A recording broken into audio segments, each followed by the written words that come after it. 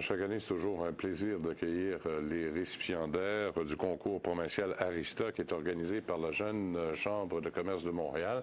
Ça fait déjà 37 ans que ça existe. Et cette année, celle qui est lauréate dans la catégorie travailleurs autonomes, c'est Mme Danielle Gagnon, qui est entrepreneur, designer de I Love Green. You Love Green. You Love Green. Enchantée. Danielle Gagnon, bonjour. Félicitations d'abord et avant tout. Merci. Parlez-nous un peu de votre travail. Ça fait déjà quand même une dizaine d'années que vous évoluez. Là, le 29 mai prochain, il y aura un site Internet de vente en plus qui sera... En fait, le 29 mai prochain, c'est le lancement de la toute nouvelle collection You Love Green. Donc, moi, je suis dans le sous-vêtement éthique et bio. C'est important de dire que c'est entièrement fait au Québec. Même mon tissu, il est fait à Montréal. Alors, c'est pas tous les designers qui font encore la production de textiles ici. Alors, moi, j'ai fait ce choix-là. Qu'est-ce que c'est des vêtements éthiques, biologiques? Qu'est-ce qu'on utilise? Mais en fait, la fibre, c'est du coton bio. Alors, c'est pour ça qu'on dit que c'est une fibre biologique. Et puis, pour le côté éthique, mais on fait le choix de tout faire ici. Donc, on s'assure que tous les gens travaillent dans de bonnes conditions, que tout le monde est bien payé, bien traité. Donc, c'est important d'encourager l'économie locale, puis même pour le consommateur aussi. Je veux dire, c'est nous, en fin de compte, qui avons le choix là, de changer les choses. Le nerf de la guerre, c'est le prix. Hein, dans le domaine du vêtement, et ça a toujours été, et c'est la raison pour laquelle, d'ailleurs, dans le monde du textile, ça a été extrêmement difficile. Comment vous faites pour arriver, en faisant tout ici et en important le tissu aussi, parce que le coton, ça ne pousse pas au Québec, là? Non, ça c'est certain. Le fil de coton arrive de l'Inde, sauf qu'il reste quand même que de faire toute la production localement, ça fait travailler des gens d'ici. Oui, ça a un coût, mais il faut quand même se rappeler que tout ce qui est fait outre-mer coûte de plus en plus cher, même aujourd'hui. Moi, en tout cas, j'espère que les gens vont faire le choix de revenir à la source puis de revenir travailler ici au Québec et d'encourager les gens d'ici. Parce qu'on a beaucoup de travailleurs qui travaillent bien, là. Il faut les encourager. Oui, absolument. Pour vous, le concours Arista d'être reconnu comme jeune travailleur autonome de l'année, ça représente quoi pour vous? Ça représente énormément. On travaille tellement fort pour notre passion. Moi, j'aime créer, c'est ma vie et j'adore ça. Donc, d'arriver à une belle soirée comme hier soir, puis de se faire dire par la jeune chambre de commerce et plein de gens qui ont collaboré à ce concours-là, de se faire dire qu'on fait un beau travail, puis qu'on se démarque à quelque part. C'est vraiment une belle marque d'appréciation.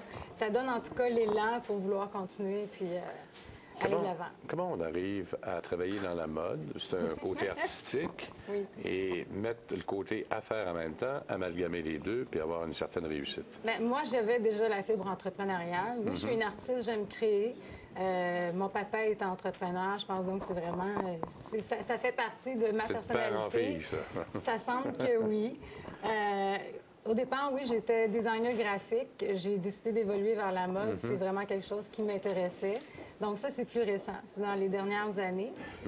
Puis ensuite, j'ai relevé un autre défi. Je suis revenue un petit peu à la source. Avec You Love Green, j'ai eu l'opportunité de faire un lancement non seulement dans le monde réel, mais également dans le monde virtuel.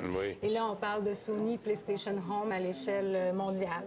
Donc, à ce moment-là... Parlez-nous un peu, parce que ça sort de l'ordinaire un peu. Là.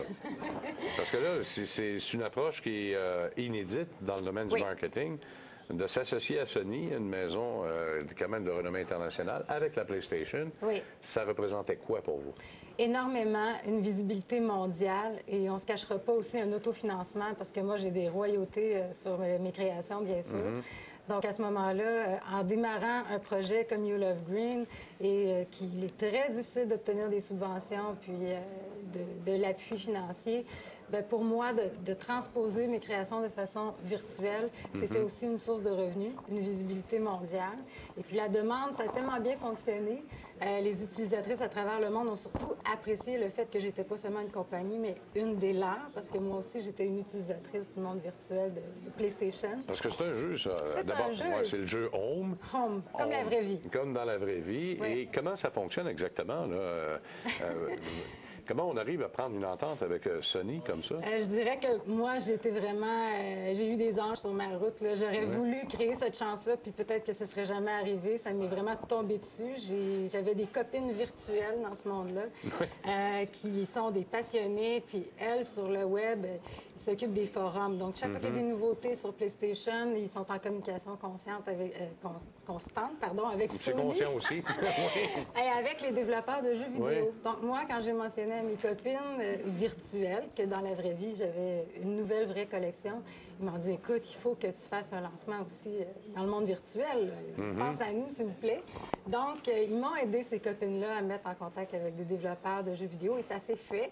Et tellement que ça a bien été, c'est ça, les utilisatrices en ont redemandé plus. Et avec You Love Green, à un moment donné, moi, je sortais plus de nouveautés. Puis je voulais pas associer You Love Green à des trucs qui n'existaient pas dans la vraie vie. Donc, on a créé la gamme Dani, qui en fait est une gamme sous mon propre nom, mais qui est juste virtuelle, juste des créations, on s'amuse, puis les filles en profitent. Bon, alors donc ça, c'est des créations virtuelles, mais qu'on ne retrouve pas dans la collection ordinaire de You Love Green. C'est deux mondes différents. Deux mondes différents. Sauf que ça amène du trafic chez vous. Bien, ça amène du trafic, ça amène du financement et ça fait très plaisir à la designer graphique en moi qui aime créer.